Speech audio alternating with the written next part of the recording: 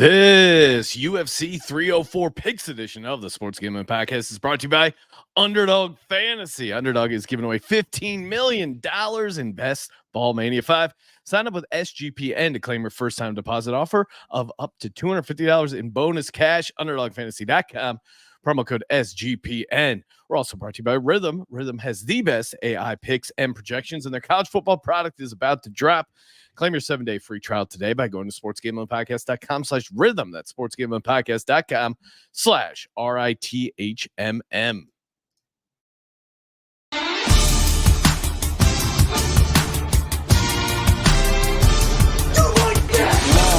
Cox. He's one of those guys who will get penetration.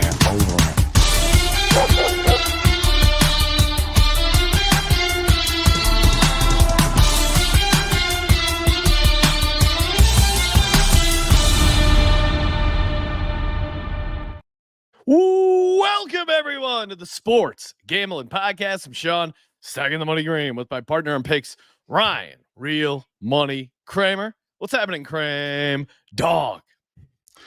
Well, take two. I guess we have been here for 5 days. 2 smoke alarms, a number of nice trips to the slot machine, and a thick pocket of futures. Yes. So if you were subscribed and had your notifications on YouTube, you got to see part 1 of the show, 2 minutes of us introing the show, and then the smoke alarm going off and Ryan having to abort the show. So we'll see. Knock on wood. We don't have any interruptions, fingers crossed, because we are here to talk a little UFC 304. Joining us from the MMA Gambling Podcast, Daniel Vreeland, a.k.a. Gumby God. Gumby, what's happening, man? Appreciate you hopping on. Yeah, thanks, guys, for having me. Excited to talk fights. Yes, as always, love having you on. And you always have an interesting hat. I forget if we've talked about this hat previously, but this is a minor league baseball team, correct? Yeah. These are the Burlington sock puppets. That's right. Yeah, which, why wouldn't you name a team after a sock bucket? They have 2 of the most terrifying mascots you've ever seen in your entire life. So I heavily suggest that anybody near a computer watching this on YouTube, whatever, open up another tab, look up their terrifying mascots. It's well worth your time. We might need a mascot show with Colby and Gumby over here. Yeah, going deep with the deep references. Shout out to the chat. Eric Does Sports checking in, saying Kramer needs to invest in vapes. No comment, Kramer, I assume. And then Adam Fitzgerald saying, evening, gents. Let's talk fights. Been enjoying Follow the Money this week. Appreciate that. There have been some trolls that emerge from the Follow the Money bridge, who are huge Paul and Mitch simps that are busting our chaps, but we can handle it. If you can't handle the heat, get out of the kitchen. But enjoy and looking forward to talking some UFC 304. Should be a massive card here, and let's get to it. First up that we're going to talk about, Arnold Allen versus Giga Chikadze. I think I got that. You nailed it. All right. Didn't even have to practice that. Chikadze plus 180 dog. Allen minus 218 favorite. Currently, that's what we're looking at. Gumby, what are we doing here? So I think I'm staying off the money line sides on these ones. I like Arnold Allen. I think he's probably going to win this fight, but that number, and this is going to be the theme of the night, is like the fights are in London, and absolutely positively every single British fighter's numbers have gone bonkers. If you are in on all of the British fighters, this is going to be a miserable night of betting for you. If you're finding some other sides or some totals or something, like, you're going to be in good shape. But like, the British sides have kind of gotten out of control, and Arnold Allen was the first one. He, he started in the 160, 170 range, and it seemed kind of playable. Hoped it came down a little bit, and it's just gone out of control. He's good, but he's lost a couple in a row. He lost to Max Holloway. Obviously, no shame in that. And now kind of I'm a little bit off of his ceiling, and he's fighting a guy who's a really good striker. So it's tough to invest negative 215 in him. So I think where I wind up laying is just this fight's probably going to go to the distance. It's a couple of good strikers, but they kind of play like the volume game. And apart from like one big body kick from Giga, like he's probably not going to get knocked out. I see the fight goes the distance at like -200. It's a super boring play to start the night with. I'll get more interesting as things go, but like that's kind of where you got to start on this one. Is I think, you know, just this fight's probably going to go to the distance, and the favorite's too juiced up to even get in on. I do like Gumby. Anytime he gives us a favorite, Ryan immediately kind of apologizes. He's like, "Hey, sometimes the favorites have to win." You know, a parlay builder, a parlay builder. Yeah. There you go, parlay builder. There you go. That's a good way to describe it. And Shy, I'm seeing all the clips, all the tweets. Some of the viewers calling you the dog catcher. Been on a nice streak, giving out some dogs, and just destroying. By all accounts, regional MMA action. So be on the lookout for the MMA Gambling Podcast. Been on a nice heater here. Next up, we got Gregory Rodrigues versus Christian Leroy Duncan. Right now, Leroy Jenkins, aka Leroy Duncan, -135 favorite. Rodrigues +114. What are you doing here, Gumby? So this is the first chance you get to fade the British guy whose line is silly. Like, there's no reason for Christian Leroy Duncan to be a favorite here other than that he's British. Gregory Rodrigues is on an incredible streak. He's won 4 of his last 5 fights, all of them by knockout. The dude just goes in there and absolutely swings. His nickname is RoboCop. Which you know, it's perfect. Amazing, right? Like nickname. he just walks through punches and keeps coming for you. It's like one of the most apt nicknames in MMA. So like, he's gonna be fighting a guy who wants to strike with a guy, you know, knocking people out all the time.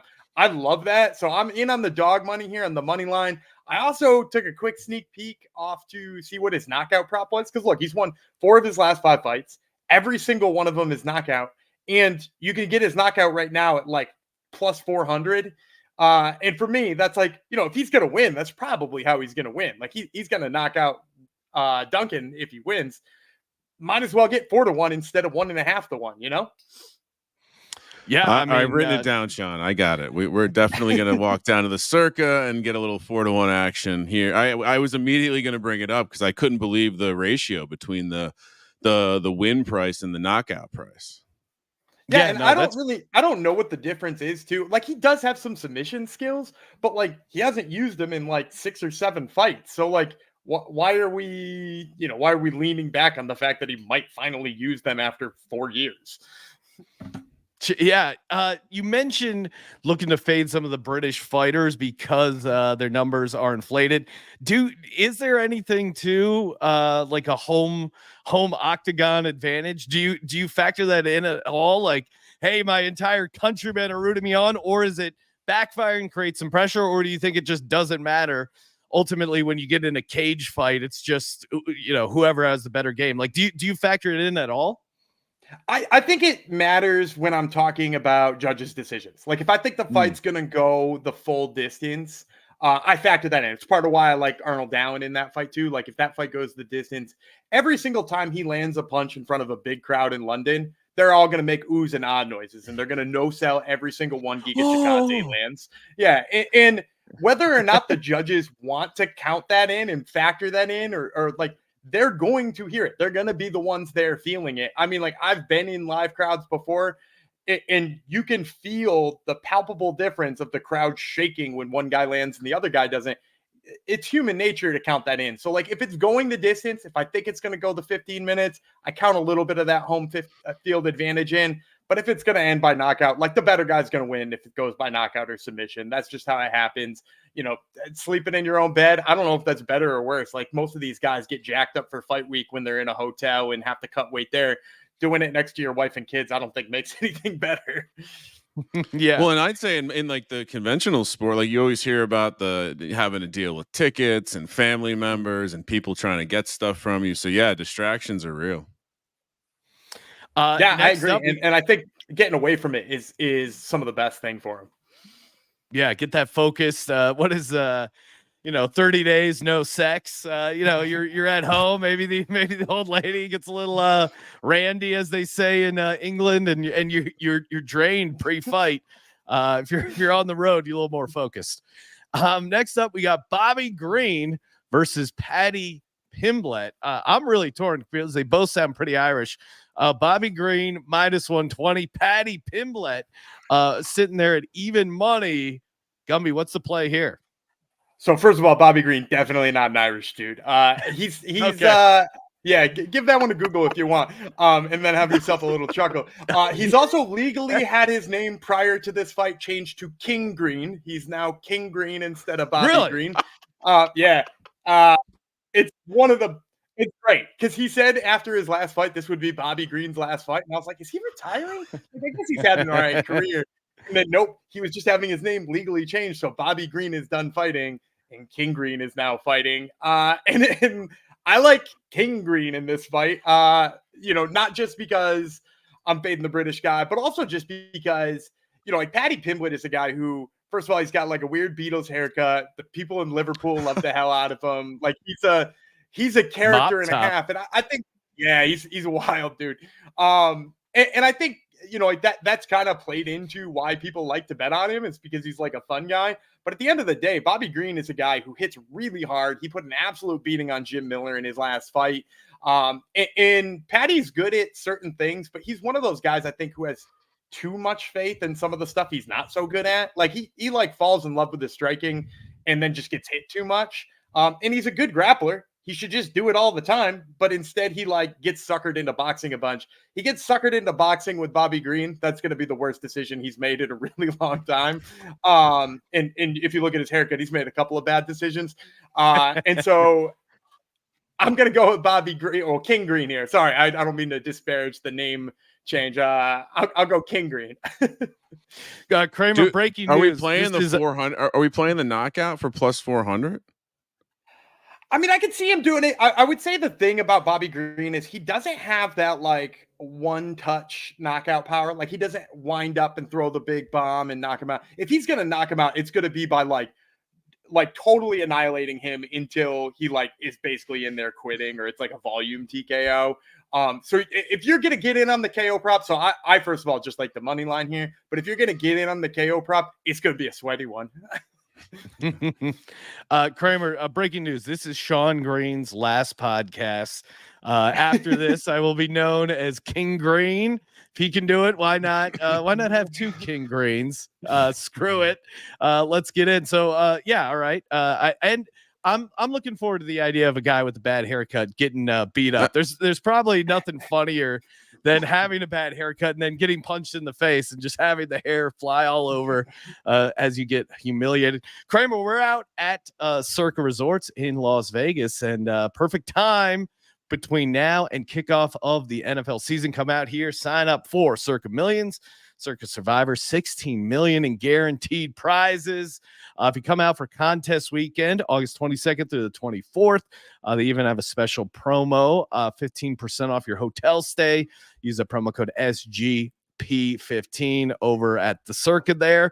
And of course, use our proxy, footballcontestproxy.com, promo code SGP there. Get your $50 off your proxy fees. And again, $16 million up for grabs, zero rake. That's right, zero rake. How can you not hop in there? And of course, Underdog Fantasy, as always, sponsoring the program. Use the promo code SGPN. Get a deposit matchup, $250 in bonus cash when you use the promo code SGPN. We'll hop in here. Any Gumby, any plays you like on the Underdog Fantasy? Hold on, UFC 304?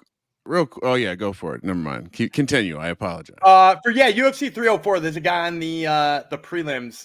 His name's Sam Patterson. They've got his significant strikes landed right now, listed at 19.5. And he is freaking 6'3" and 145 pounds or 155 pounds. He lands like he's hitting you with broomsticks. There's no way his opponent doesn't walk into 20 punches by the end of the fight. So give me the higher than on Sam Patterson's significant strikes. UnderdogFantasy.com, promo code SGPN. Kramer, what's happening? Well, I was going to say we have eyes on the mop top. I think if we want. Oh, we do. I don't know. I saw Josh was pulling something up. Maybe it's for. Yeah, I think so. There we go. question because I can see the pizza in front of you. But do you ever miss the six-pack when you blow up between fights? I'd rather be fat and happy than ripped. And like these people who are ripped all year round aren't happy. I'm not arsed. I don't care what they say. This six-pack's sound. I look great, but I'd rather be fat and happy, lad. This is probably... All right, I'll be honest. Kind of hard not to root for this guy who's just eating a slice of pizza during the press conference. Oh yeah, he must have some pretty good genetics if he's just inhaling pizza with his shirt off, and it looks like he's in pretty good shape. But there is that thing of, cutting too much weight before the fights. Is there? Gumby, is there like a fighter or like a certain amount of weight where, hey, you cut way too much, you think it actually can hurt you in the fight, right?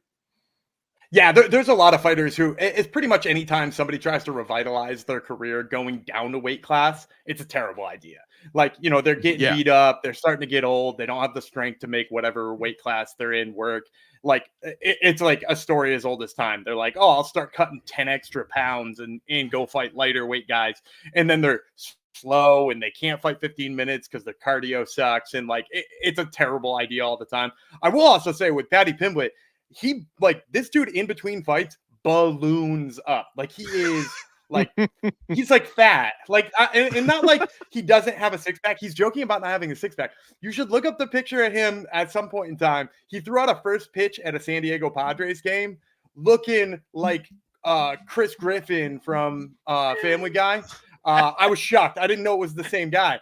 And I was like, there's no way that's Paddy Pimblett. And then showed up at fight time, absolutely ripped like 4 months later. And I was like, I can't even imagine apparently, it would take according to back and forth. According to the chat, he has the nickname Paddy the Fatty. I guess body shaming is okay in the UFC. Not okay on this podcast, but certainly in the UFC. Next up, we got Tom Aspinall versus Curtis Blaydes. Blaydes is a big dog here at plus 310. Aspinall minus 395 favorite. Does Blaydes have a shot here as a dog, Gumby? I used to think Curtis Blaydes was going to be a champion one day, and he won his last fight, and it actually wound up putting a really bad taste in my mouth about him because, long time, I've just been saying he's like the best heavyweight wrestler the UFC has, and he got taken down 11 times in his last fight, and when he went to go get taken down the 12th time, he landed an elbow to the side of his opponent's head. The guy got knocked out, and you're like, well, you can't really replicate that. Like, that's not a good style to win. And it certainly doesn't give me faith in him. And now he gets pushed into this like interim title fight, which is, again, this is crazy that they're making Tom Aspinall defend his title. He should just be fighting John Jones and we should have more fun with this. But that's why he is a massive favorite here, is that Blaydes looked like hell in his last fight. Tom Aspinall hits so freaking hard. I think you got to go Aspinall here. Obviously the line's super wide. You probably are going to have to look for ways to make this more interesting. I like the Tom Aspinall in the first round line because he hits hard. He's been knocking people out in the first round. I could look for his, you could probably just look for his knockout prop. That probably makes it a little bit more reasonable. But like anything where we're talking about unders, it being fast, it being a knockout, and Tom Aspinall winning, I think you got to combine a couple of things there in order to make it worth your while. Yeah, I was gonna say round stuff. Over 1.5 is plus 140, under 1.5 minus 180. So you like the under there? You think you can get it done in one round? My thought is like title fights. Some guys somehow hang around, but you're not that you don't really like Blaydes' chin, I'm hearing. Here's the other thing. Blaydes is another one of those guys, expert wrestler, has always been really good at wrestling, and sometimes just thinks he has to box somebody. Like he went in there and fought this guy, Sergey Pavlovich, who looks like Ivan Drago and punches like Ivan Drago, and just decided that instead of trying to take Ivan Drago down, that he would box with him. And exactly what you think happened. He got knocked silly, Apollo Creed style, and just absolutely decimated. And Pavlovich went on to fight Tom Aspinall right after, and Aspinall did it to Pavlovich. So, like, if Curtis Blaydes goes in there and boxes with him for 30 seconds or 45 seconds, it might already be too late. Like, he should run across the cage as fast as he can and dive on his legs as if it's, like, the only chance to possibly survive. I like, that's, to me, the only way Curtis Blaydes walks out of here with any kind of chance. Yeah, Sean, we were having lunch with a guy yesterday who had parlayed this in with a bunch of other stuff, basically calling it a mortal lock. And not to interrupt, but I did want to share. I think this is the picture you were looking for. Oh my God. He does not look like a UFC fighter at all.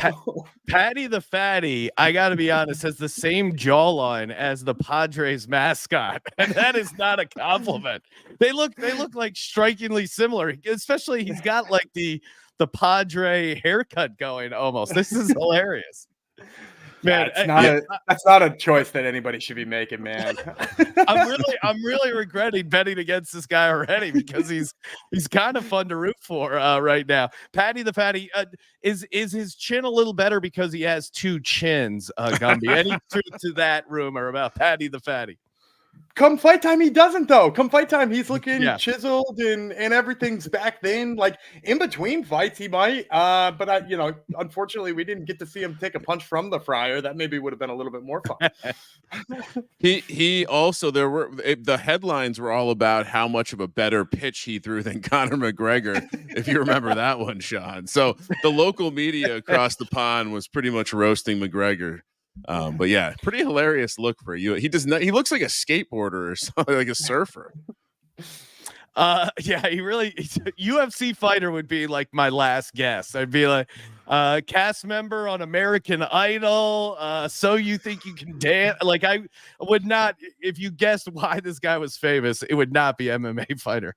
We have the headlining event, another title fight, and then we got some prelim stuff, but the headline, the main event, another title fight. We got Leon Edwards, Bilal Muhammad plus 210 dog. Edwards laying a big number at minus 258. Are you going chalky again, or are we looking dog here? I can't go chalk the whole time. We'll get to a dog here. I like Bilal. Remember the name Muhammad. And I'm also just going to advise anybody who wants to bet on Bilal Muhammad and be on my side, wait as close as you can until fight time, because this dude's number has just kept going up. And this one's not even just the British thing, because, Leon Edwards, British side, obviously taking some money. But also, Bilal Muhammad does everything in his power to piss off fans and make them not want to bet on him. Yes, I remember we did like he posted on social media recently that he's really excited. Yeah. Oh, yeah, sorry, he was all about putting together. Oh, sorry. No. There was a slight lag there, but yeah, we were talking about this. I think on the VSiN show, how he antagonizes the crowd and the fans by going out of his way to do the most boring fight, which you got to love that level of troll. Yeah, and he talks about it. Like he talks about like that being his mode. Like he's like, I want to put together the most boring title fight decision you've ever seen in your life. And if he does that, he's going to cash us probably plus 230 by the time fight rolls around. And I really do think the way he's been fighting, the level of fighters he's been fighting, the fact that he's got the wrestling in his back pocket, all of those things bode really poorly for Leon Edwards. So let his number get real crazy. Let it pile up there. And we'll get him when the going's good here. I do also like that name, Bilal. Remember the name Muhammad. Certainly a kind of a badass swagger there. We got some picks here in the chat coming in. Helms 22. He also is saying Rodrigues inside the distance. He's also saying Makayev by sub. Any thoughts on Makayev, Gumby? I do have thoughts. I love Manel Cape in that fight. I'm not even on his money line side for Muhammad Makayev. I know he's like the young prospect everybody's jacked up on. He's like 24 years old. He's got a Russian sounding name, which automatically makes everybody think he's the best fighter in the whole world. And he grew up in London, which, even more there. But like the fact of the matter is, in the last couple of fights he's been in, he's gotten takedowns early and just exhausted himself to the point where he looked like a shell of himself by the end of the fight. He was like trying to go for takedowns in his last fight and then just like sitting down because he was tired, which is never a good look. And he's going to be fighting a guy who hits way harder than his last 2 or 3 opponents. Manel Kape, I've said for time and time again, he's probably one of the best flyweights in the world, if he's not already the best flyweight in the world. I think you're going to see Mokaev shoot a couple of takedowns, fail a couple of times, and get absolutely pieced up on the feet. I'm all in on the Manel Kape side on that one. Manel Kape right now plus 130. Mokaev is a minus 155. So a little I like this, a little dog action with Kape at plus 130. We're going to talk a couple other prelim stuff, get to some locks, get to some dogs before we do our lock. When it comes to AI picks and projections, you know it. Rhythm, getting you still time to get in on some rhythm picks for the 3M Open this weekend. And again, keep teasing it. Football is coming. You're going to want to have Rhythm for the NFL and college football season. Super fun. Building your own model, getting your own prop bets, and dominating with them. Get the 7-day free trial. sportsgamblingpodcast.com/rhythm. sportsgamblingpodcast.com/rhythm. And of course, Game Time. Game Time, promo code SGPN. Maybe you're a listener out there in jolly old England, and you're going to be going to UFC 304. Still time to get tickets, because Game Time is your go-to app for the last minute tickets. Use that promo code SGPN. Get you $20 off. Go to gametime.co or download the Game Time app. Game Time, promo code SGPN. Always like having a nice sweat here on the prelims. And I sometimes I can't tell if you just like the picks or you want to see me try and pronounce some of these names, Gumby. This one definitely falls into that category, and I'll do my best. Modestas Bukauskas, minus 155 versus Marcin Prachino at plus 130.